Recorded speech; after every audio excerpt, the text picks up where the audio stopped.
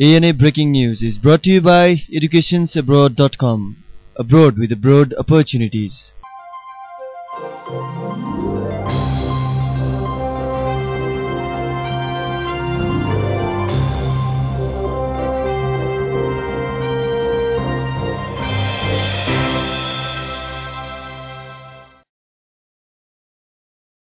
माओवादी निकट वैसीएलका कार्यकर्ताले आफ्नो संगठनका समर्थक विद्यार्थीहरूमाथि पटक पटक आक्रमण गरेको विरुद्धमा नेपाल विद्यार्थी संघले आज राजधानीमा विरोध सभाको आयोजना गरेको छ। विरोध सभालाई सम्बोधन गर्दै सो संघका विद्यार्थी नेताहरूले माओवादीहरूले आफ्नो संगठनका कार्यकर्तामाथि आक्रमण जारी राखे प्रतिरोधमा उत्रने चेतावनी दिएका छन्। मुलुकमा जनताले एउटा तानाशाहको अन्त्य गरेकोले अब अर्को कुनै पनि किसिमको तानाशाह स्वीकार गर्न नसक्ने दाबी गरे।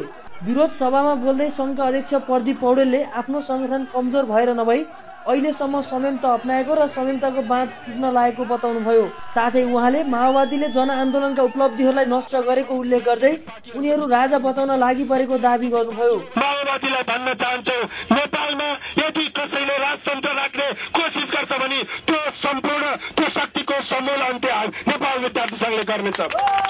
नेपालमा कुनै पनि स्वरूपको राजतन्त्रलाई कसैले राख्ने प्रयत्न गर्छ भने राजतन्त्र त समाप्त भइसकेको छ, त्यो राख्ने प्रयत्न गर्ने शक्ति पनि समाप्त हुन्छ। त्यो शक्तिलाई पनि हामीले रहन दिनेवाला छैनौं। कार्यक्रममा संघी महामन्त्री प्रतिमा गौतमले ज्ञानेन्द्रबाट झारेको सिरपेज प्रचण्डले पहिरन खोजेको आरोप लगाउनुभयो। कार्यक्रम विरोध सभाका लागि रत्नपार्क पुग्नु अघि जुलुसले शहरका विभिन्न भागको परिक्रमा गरेको थियो। आक्रोशित विद्यार्थीहरूले माओवादी र वैसीएलका विरुद्ध चर्का नारा लगाएका थिए। साथै उनीहरूले रत्नपार्कमा रहेका होर्डिङ बोर्डहरू समेत तोडफोड गर्न खोजेका थिए। सञ्जीव बगाले ANA.com.np।